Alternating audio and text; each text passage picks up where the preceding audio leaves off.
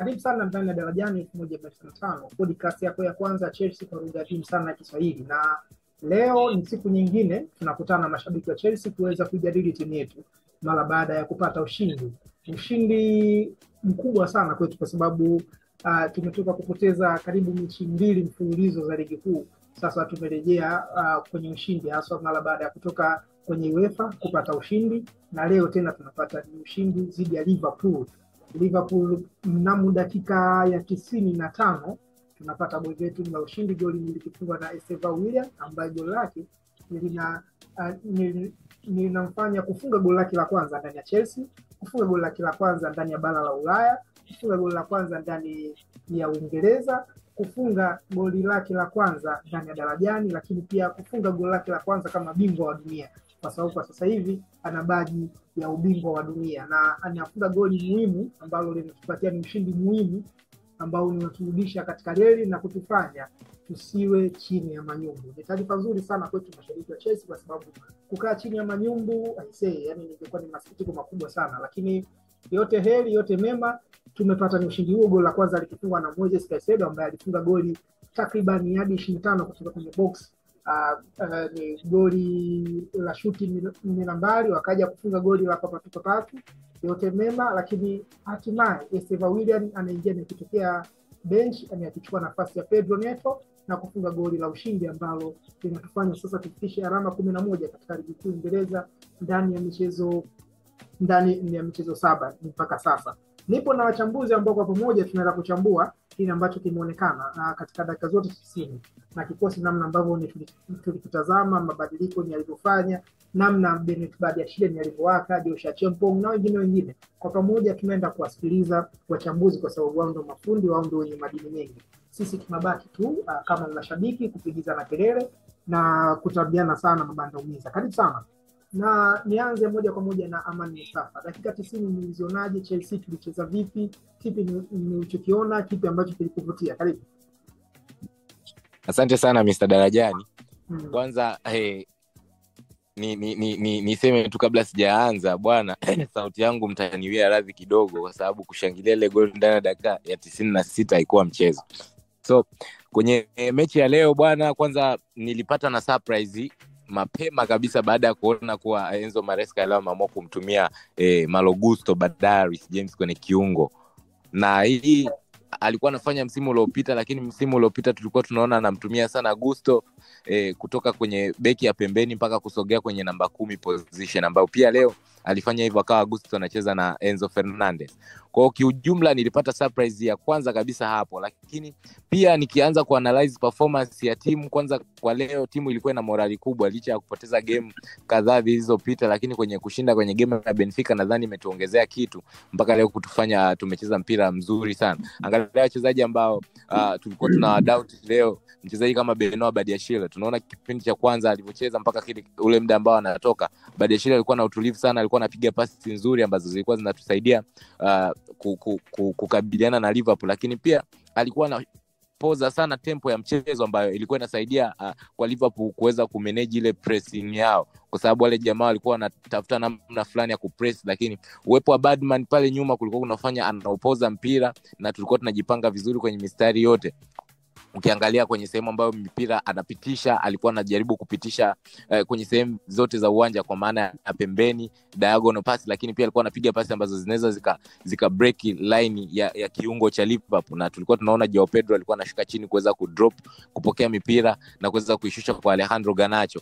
Kwa hiyo ukiangalia performance ya Badman, ukiangalia performance ya Alejandro Garnacho, kipindi cha kwanza alianza kwa kusheki, lakini kipindi cha pili kwa zile dakika 15 alizocheza alionyesha uwezo mkubwa sana.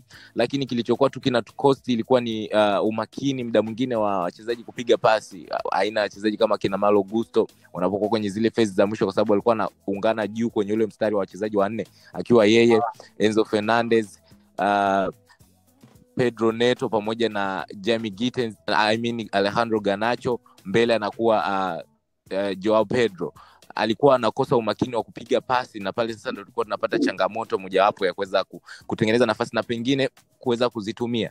Lakini overall timu ilikuwa inacheza sana kwa kitimu leo, lakini pia morali ilikuwa nzuri. Kiangalia Alejandro Garnacho kwenye situation za 1v1 alikuwa anacheza vizuri sana. Lakini pia ukiangalia kwa Pedro Neto pia alikuwa anacheza vizuri, japokuwa wale jamaa walikuwa wanajaribu kwenda kila upande na watu wawili au watatu ili kuweza kuepusha zile situations za 1v1 na kutengeneza 1v2. Lakini pia kipindi cha pili baada ya ingizo la Romeo Lavia ilionyesha kuongeza kitu fulani na kumpunguzia mzigo Moi Caicedo, na ile kafanya ikawa urahisi zaidi wa Romeo kuweza kupokonya mipira na Caicedo na kuweza kumove haraka sana kwenye phase ya uwanja kwenda juu. Lakini pia mchezaji kama Bino Gittens, kitu kikubwa nilichokipenda pia kwa Maresca leo ilikuwa ni kuweza kutoa ile front 3 yote ya mbele pale na kuamua kwamba bwana tunaenda full moja kwa moja. Ni kama alishaamua kwamba bana lolote litakalotokea na liwe. Akaweza kuwatoa wale wachezaji wote wa pale mbele, kwa maana Joao Pedro Neto pamoja na Alejandro Garnacho, na akamuingiza Bino Gittens, Mark Guiu ambaye hakupata dakika zozote kwenye tangu msimu umeanza, pamoja na Estevao. Tunaweza kuona Estevao, Guiu kuongeza pressing yake, kaongeza pressure kubwa sana kwenye beki za Liverpool. Na ni kwa nini? Ni kwa sababu beki za Liverpool sio nzuri sana kwenye kupiga zile pasi za haraka na kusema wana move kupiga pasi ambazo zinaweza zikatuvuta na wao wakatembea. Kwa hiyo Guiu kuingia iliongeza pressure kubwa zaidi, kwa sababu anatumia energy kubwa sana kupress. Na pia Estevao ni winga wa kisasa ambaye yeye anashambulia zaidi box, anaingia kwenye box tofauti na Pedro Neto ambaye analizunguka box. Kwa hiyo hii iliongeza nafasi kubwa zaidi ya sisi kuweza kupata goli, na mwisho wa siku tukaja kuona Estevao Willian katupa goli la dakika ya 95 na mpaka sasa hivi tunashangilia kwa kiasi hicho. Kwa hiyo kwa ujumla timu imecheza kama timu, lakini pia tactic ya kocha ilikuwa nzuri sana, ambayo ilitusaidia zaidi kwenye kuwahimili, kuwashikilia wale jamaa wasiweze kutufanyia ile pressing yao wanayoifanya. Lakini pia wao pia wana matatizo mengi sana, na pia hata hesabu zao za kocha wao hazikuwa nzuri sana, na hii kwetu ilikuwa advantage. Kwa hiyo kiujumla timu yetu imecheza kwa uwezo ambao mimi mwenyewe sikutegemea kama tutacheza hivi. Mchezaji kama Bino Gittens anaingia situation za 1v1 kacheza vizuri sana leo na kukulea link up yake, lakini pia aliweza kupiga. Kwa hiyo naweza nikasema kuwa big up to kocha, big up kwa wachezaji kwa mechi ya leo. Sidhani kama ninawadai kitu, hata kama ingetokea sasa hivi tumepoteza, wachezaji walicheza wote. Ni inafikia stage unakuwa unashindwa kusema ni nani ambaye anaweza akatolewa akaingia mchezaji gani. Kwa hiyo overall timu ilikuwa vizuri zaidi, na mimi ninafurahi tumeshinda, weekend yetu inaenda vizuri. Hafizi nacho, dakika 90 zimekamilika, tumemfunga bingwa mtetezi wa ligi kuu Uingereza. Yaani tumemfunga bingwa ni wa ligi kuu, tumemfunga bingwa wa Ulaya, na sasa sisi ndio tunazilisha kwamba sisi kweli ni mabingwa wa dunia. Hafizi nacho, dakika 90 nilizionaje? Karibu. Nacho. Naam. Ya, dakika 90 nilizionaje tuongeze? Karibu mchambuzi wetu.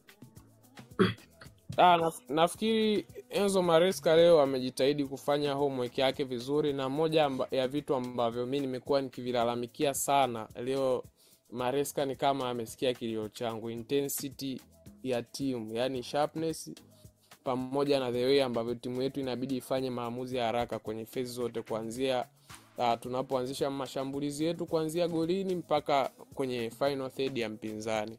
Na namna ambavyo tulikuwa tunaangalia Liverpool wakiwa na matatizo mbalimbali ambayo walikuwa nayo yaliwapelekea kupoteza kwao michezo iliyopita na kabla ya game yetu hii ya leo.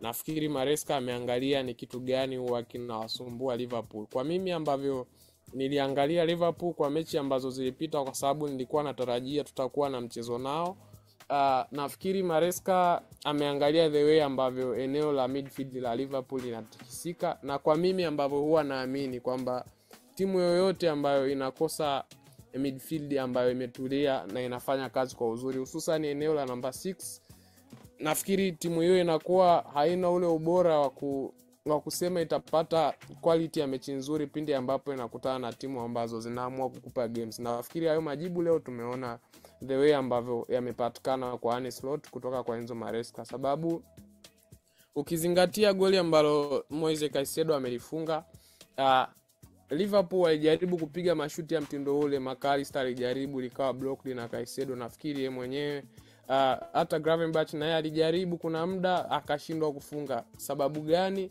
Pale unaona kabisa midfield ya Chelsea sio sawa na the way ambavyo Liverpool walikuwa wamejiorganize.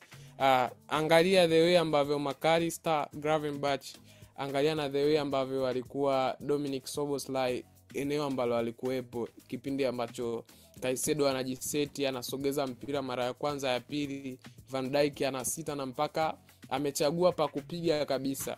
Kwa hiyo unajiuliza hii timu namba 6 wao yuko wapi? Kwa hiyo kongole ziende kwa Enzo Maresca ambaye aliusoma mchezo vizuri na aliangalia baadhi ya vitu ambavyo ni weakness kwa upande wa Liverpool. Ila kwa upande mwingine nafikiri kuna kitu ambacho nimekiona kwenye muundo wa timu leo, kama alivyosema mwenzangu wa Manostafa hapo, kwa namna ambavyo Malo Gusto amecheza kwenye eneo la midfield ambalo walikuwa wanasaidizana na Enzo Fernandez pamoja na Moises Caicedo ambaye amekuwa nyota wa mchezo wa leo nafikiri. Kwa hiyo yule ndo alikuwa distractor wa mfumo wa Liverpool kama ulikuwa unaangalia, kwa sababu baada ya Liverpool wao wenyewe kuangalia goli la kwanza ambalo Caicedo anafunga, angalia the way ambavyo zile 1-2 zilikuwa zinapigwa pale. Watu wengi walikuwa wanatarajia kwa move ambayo Malo Gusto alikuwa ameifanya ingepelekea labda apewe pasi wacheze 1-2 waendelee kuisogeza timu kwa haraka, ila kwa faida ya kuwa na mchezaji wa daraja la juu kama tulienaye Caicedo, nafikiri umeona the way ambavyo aliwadanganya midfield ikasheki, akajikuta yuko na eneo zuri sana la kujiandaa na mwishowe kupata goli. Ila kitu kingine ambacho mimi nataka kukianalyze ni kwenye mafullbacks wetu ambao wamecheza kwenye mchezo wa leo. Goli limefungwa upande wa ambao Reece James na Gusto wanacheza, lakini umeona James kipindi ambacho hajatoka Acheampong pamoja na Benoit Badiashile ameoperate kwenye kile zone vizuri sana, kwa sababu leo tulishindwa kumuona. Ukiulizwa gap kwa ameonekana muda gani kama sio muda ambao amefunga goli na kushangilia, hata majibu unayakosa kwa sababu ya kazi nzuri ambayo Reece James amekuwa ameifanya. Hivyo kwa Kukurea ambaye alijitahidi yeye na Badiashile kumdhibiti Salah ambaye alijaribu kuleta effect kwenye mchezo, lakini ulikuwa unaona sio ule hatari ambao amekuwa akiufanya mara kwa mara. Ila kwenye kitu kingine ambacho nafikiri nimekiona ni namna ambavyo Maresca amefanya substitution na wachezaji wametumiana ujumbe kwamba the way ambavyo tunataka kuzipambania hizo nafasi, na kocha apate kigugumizi kwenye kumpanga nani awe anaanza first 11. Neto anatoka, Estevao anaingia, anatoa ushindi kwa mechi kama hii. Na angalia the way ambavyo alikuwa amechangamsha game kipindi ambacho ameingia.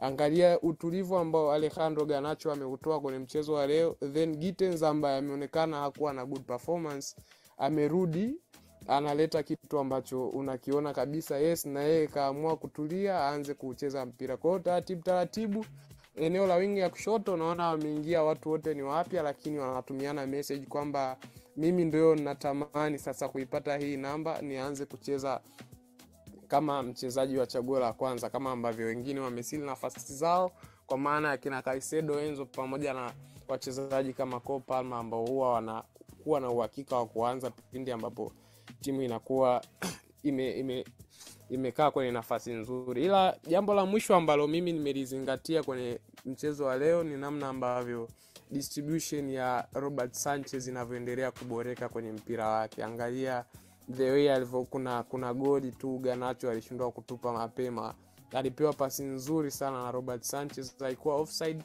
wala haikuwa nini, ila ni yeye tu mwenyewe alishindwa kupata ule utulivu ambao huenda saizi Garnacho tungekuwa tunawazoea manyumbu, tunawazomea kwa namna ambayo ingekuwa sio ya kawaida kabisa. Ila ndo hivyo, bad luck haikuwa siku yake leo kupata goli, ila mimi nafurahishwa bana na Last Boni kafanya yake leo kwenye timu, na hatimaye tumepata pointi 3 ambazo zilikuwa muhimu. Ila kitu kingine nafikiri huu ni ujumbe tu kwa mashabiki wa timu zingine huko kwamba waangalie bwana, pindi ambapo tunaonekana underdogs au kelele zinazidi kuwa nyingi, mtu mzima anatumia utu uzima wake vizuri kama ambavyo inatakiwa. Leo kelele mitaani zimeisha na watu wote wamenyamaza kabisa. Kwa hiyo kwa mambo hayo machache ambayo nimeyaongea, nafikiri ni baadhi ya mambo ambayo nimeyaona kwenye mchezo wa leo. Asante sana. Nimependa kauli ambayo nimemaliza nayo hapo. Nikisikia ni mtu mzima ni kufanya shughuli ndio kama hivi sasa ndio tunapofanya shughuli. Ni Isiaka Manti. Karibu sana, na bila shaka nimetazama dakika 90, umeona kile ambacho kimetokea katika dakika zote 90 za mchezo na namna ambavyo akina Kaisedo, akina Kukurela ni walivyowasha moto. Kipi ambacho nimekitazama sana na nilichoondoka nacho kwa muda mfupi? Twende kwa haraka. Karibu. Asante sana Mr. Darajani. Kwanza niombe radhi kutokana na sauti. Tulishangilia sana mara baada ya goli la ushindi. Unajua tena goli la dakika za jioni na kuwa na raha yake. Nakubali. Kiujumla kwa mchezo ulivyokuwa kianza kwenye selection ya kikosi, kipande fulani unaweza ukasema kwamba kwa asilimia zaidi ya 80 tulikuwa sisi wenyewe Chelsea tulikuwa tunafahamu kutokana na majeraha ambao tuko nao kwa namna gani kikosi kitavyokuwa, hususan pale kwenye backline, kwa maana kuna nyota wetu ambao tunakosa. Kwa hiyo tulijua hakuna namna, ni Badiashile pamoja na Achimpong, lakini maswali yalikuwa ni kwa namna tulivyoona kikosi ama lineup kabla ya mchezo kwenye majukumu ya Reece James pamoja na Malo Gusto. Mimi nianzie hapo kwenye matumizi ya Malo Gusto na Reece James wakati ambapo wanatumika kama kiungo pale. Unajua kwenye kutimiza majukumu Reece James leo na Malo Gusto leo kuna kitu anakuwa anaongeza, kwa sababu tokea msimu huu anze tumeona Reece James ndiye ambaye mara nyingi tukija kwenye ule mfumo anakuwepo pale katikati. Nafikiri msimu jana kuna baadhi ya mechi Malo anakuwepo pale, lakini leo alichotuofa Malo ni kwamba kwanza ni sharpness, yani yupo faster sana, alafu ukiangalia ni mzuri sana kwenye kupress. Hata ukirejelea lile goli kwa namna ile move ilivyoanza, alipewa pasi akawa faster sana kuweza kuipeleka kwa Kaisedo, na Kaisedo tani yake ambayo ilikuja kupoteza mazingira mazima na kutengeneza nafasi na kufunga. Kwa hiyo kwenye matumizi ya Malo anaonekana leo alikuwa bora sana kuweza kutimiza majukumu yake.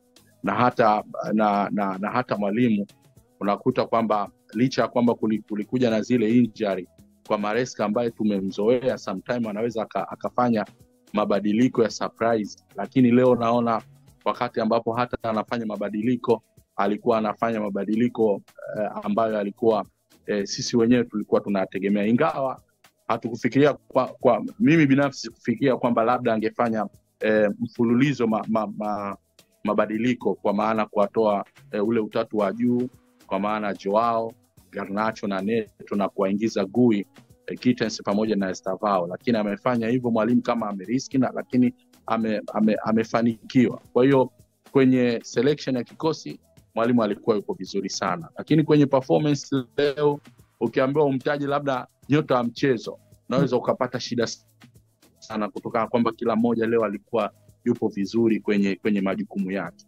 Na huu mchezo kwa asilimia kubwa hauwezi kusema labda quality ya mchezaji binafsi ndio ambayo imekuja kuamua mchezo, bali unaona kwamba timu imekuwa timu tokea dakika ya kwanza mpaka dakika ya 90. Aina ya kikosi ambacho tulikuwa nacho ni kana kwamba wale wachezaji wao wenyewe walikuwa wanajua tunaingia kwenye huu mchezo, kuna baadhi ya nyota wetu muhimu ambao wanatupa matokeo, kuna nyota wetu muhimu ambao tukiwa pamoja nao timu yetu inakuwa imara zaidi, lakini leo tunawakosa. Hata ukiangalia wakati mechi inaanza, Reece James alipokaa na wachezaji unaona anahamasisha kana kwamba tunaingia kwenye huu mchezo. Watu wengi hawana nadharia ya kwamba tunaweza tukashinda kwenye huu mchezo, lakini tunahitaji kwamba kufanya zaidi ya hivi ambavyo tunafikiriwa, na ndicho kimefanyika hivyo. Wachezaji tokea mwanzo wanajitoa na kuona kwa namna gani wanaweza kutengeneza nafasi. Kipindi cha pili is okay, tumepata majeraha ya Achimpong pamoja na Badiashile. Nafasi zao Romeo Lavia pamoja alichukua nafasi Lavia pamoja na mabadiliko ya Gerald Hato. Ukiangalia mimi binafsi, wakati ambapo Reece James anarudi kwenye ile center back, binafsi mimi mwenyewe nilishtushwa kidogo, sababu Reece James ni mchezaji ambaye anajiamini sana. Kuna mipira kama miwili hivi ni kana kwamba alikuwa ni 50-50 kuicheza au kutoicheza, kutokana na vile anavyocheza. Anapenda sana kukaa na mpira, sometime inaweza ikaleta madhara kwetu. Kwa hiyo lakini mwisho wa mchezo tumeona amecheza vizuri kwenye hiyo nafasi, kwa maana licha kwamba nilikuwa na huo wasiwasi, lakini mwisho wa siku amerudi kwenye mchezo na amecheza vizuri. Lakini chengine kiujumla leo nimpongeze sana Maresca kwa namna ya timu ilivyocheza. Leo nahisi kwamba kuna kitu ambacho mwalimu alikiandaa kwenye uwanja wa mazoezi, na tokea juzi tulikuwa tunaona ile maandalizi, labda pengine imesaidia kuona kwamba tumeenda kufanya mazoezi kwenye uwanja wa Stamford Bridge, na kwamba leo tunacheza mechi ni kama ile mifumo. Unahisi kabisa kuna vitu ambavyo vilienda vikafundishwa kwenye uwanja. Hata kuna wakati kwenye set pieces unaona kabisa kwamba hizi set pieces kwamba tulitoka nazo kwenye uwanja wa mazoezi, kwamba kwenye mchezo huu tunatumia namna gani ya kucheza.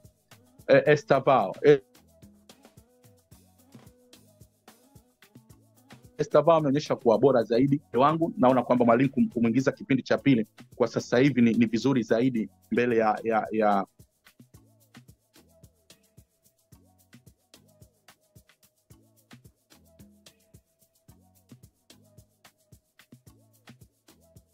World Cup. Naonekana wametumika sana, back to back wanakuwa wapo kwenye mechi. Sasa nafikiria baada ya mizunguko pengine 7, 8 hata 10 naweza tukaanza Estavao tukaona anaanza. Kwa sasa hivi na upande wangu nahisi chaguo zaidi ni kuanza na Pedro Neto, na upande wa kulia kuanza na Garnacho kama ambavyo mwalimu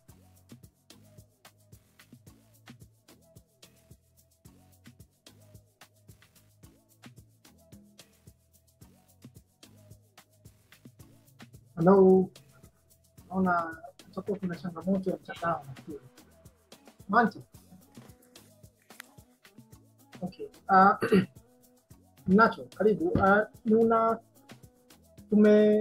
Tumecheza ni mchezo wa leo tukiwa tuna mabeki wakati ni Badiashile pamoja na Josh Aniacha Mpango, ambao kiwadisia yani wanakuaga sio chaguo ni la kwanza kabisa. Yani ni kama vile ni tunawatumia hao kwa sababu tu, lakini bahati mbaya wote wawili leo namepata majeruhi, na tunaelekea bahati nzuri niseme tunaelekea kwenye international break. Kwa hiyo mara baada ya hapo manake tutakuwa tuna game nyingine ya ligi kuu dhidi ya Nottingham Forest, lakini pia ni Trevor Chalobah anarejea. Unafikiri haya majeraha ambayo yanatokea haswa katika safu ya ulinzi ni sahihi kwa hiki ambacho ni tunakiona, ni haswa ni kwa James ni kutumika ni katikati, au tulifanya makosa ni kipindi cha usajili kwa kutokusajili ni backup kubwa ni mabeki?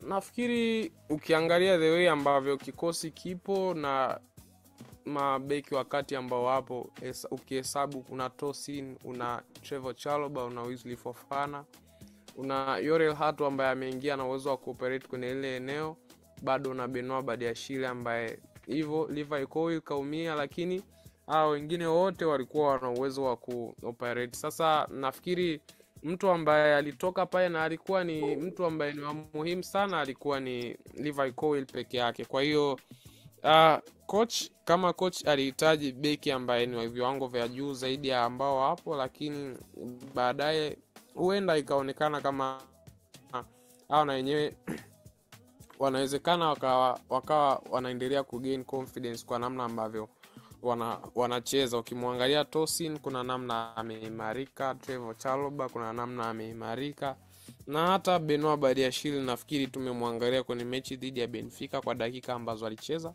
tumemwona na leo ambavyo ameweka misukosuko mingi kwa Mo Salah na wachezaji wengi ambao wameoperate. Ila kwa namna ambavyo sakata na bundi wa majeraha anaendelea kuzurura kwenye klabu, nafikiri huenda hata tungekuwa na beki mwingine, inawezekana pia angekuwa haya ambayo tunaongea. Kwa hiyo mwenye bahati mbaya ni mwenye bahati mbaya tu. Kwa hiyo sidhani kama tulifanya makosa makubwa kutokuenda kusajili beki mwingine, kwa sababu tulihusishwa labda na Piero Enkapi ambaye ametimkia Arsenal. Tumehusishwa na baadhi ya mabeki kama kina Bastoni ambao walibaki kwenye ligi ya Italy kule. Kwa hiyo sidhani sana kama tumetetereka kutokusajili, ila nafikiri tu solutions zinazidi kuwa ngumu kwa mwalimu, kwa namna ambavyo umeona mchezo wa leo.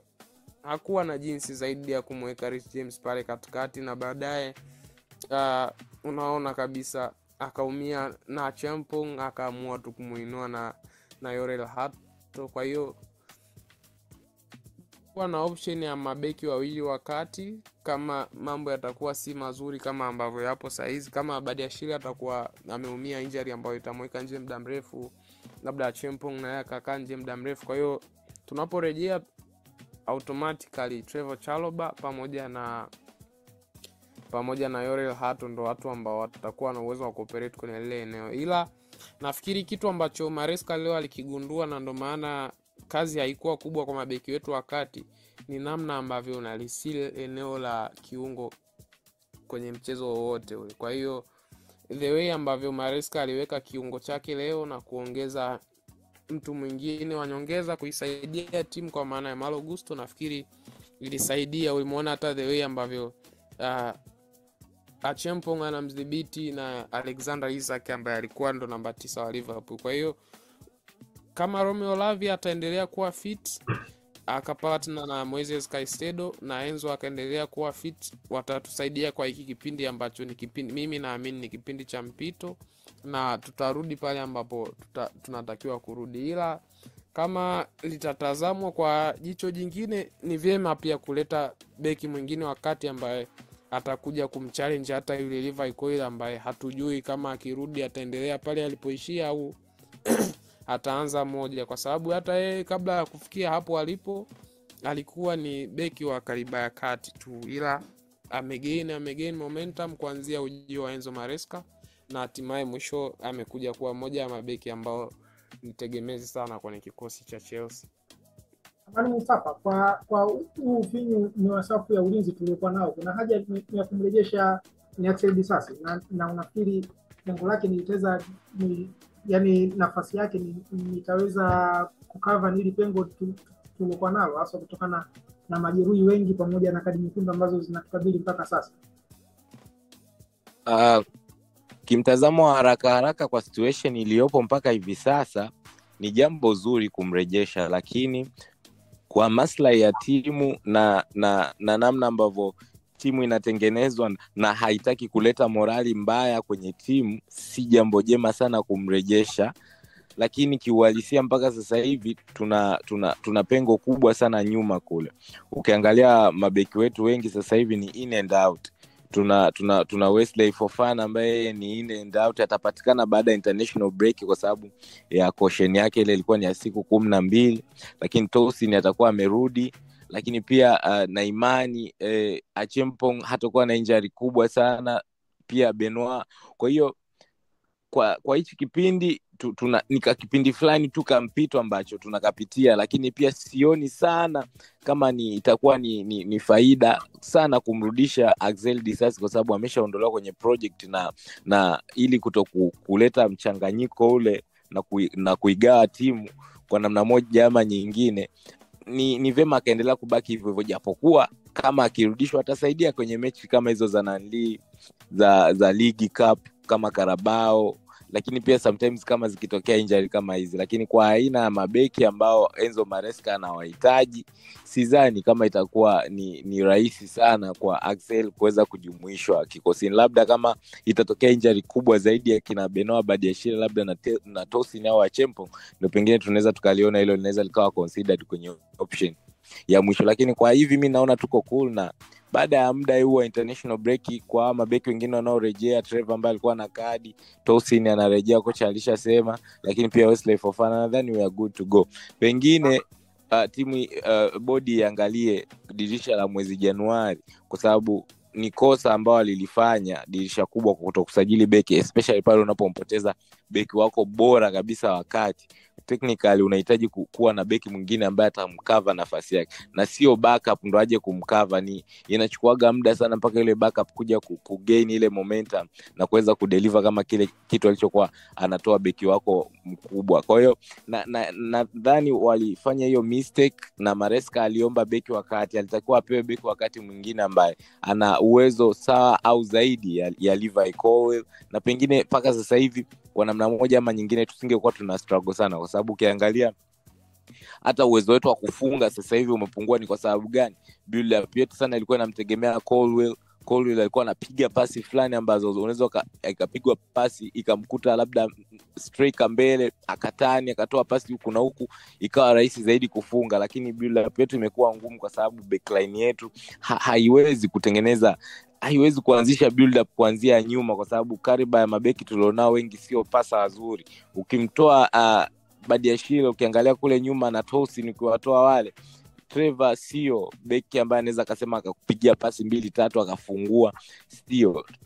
Wesley Fofana pia sio aina mabeki hao. Na ukiangalia mchezaji kama Badiashile ndo injury in and out, Tosin kiwango cha kupanda na kushuka anzi mechi zote. Kwa hiyo kulikuwa kuna ulazima kabisa kupata beki ambaye anaweza kucover nafasi ya Levi Colwill na mwenye zile attributes ambazo yuko nazo Levi Colwill. Kwa namna ambavyo Jeruato anacheza dakika ambazo nimezipata, japo ni dakika chache, anaweza akawa tiba katika tatizo hili na mabeki ni wakati sana, kwa sababu tulimsajili kama backup ya Kukulela, lakini kwa ukame tuliokuwa nao nafikiri nitakuwa ni sahihi pia ni tukimtegemea yeye kwa haraka. Ni Afizi Nacho pamoja na Naman Mustafa tunamalizia. Nikianza na twende Nacho.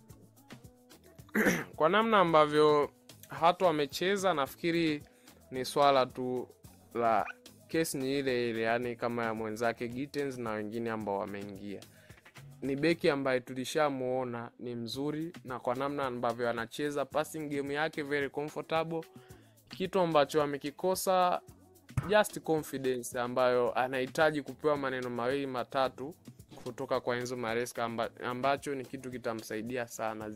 Kwa mfano ukiangalia kwa mchezo wa leo, Liverpool target yao ilikuwa ni kwa Joshua Chempong ambaye alikuwa anaonekana ni experienced kwenye kikosi ambacho kimeanza, lakini muangalie the way alivyokuwa composed kwenye mchezo. Nafikiri kwa namna ambavyo Maresca amekaa darasani na akaanza kuvipata vitu kwamba kuna muda coach inabidi psychologically wajenge wachezaji wako ili kuyapata matokeo. Nafikiri leo alimjenga bwana mdogo Joshua Chempong na akadeliver kile kitu ambacho watu tulikuwa tumekitarajia.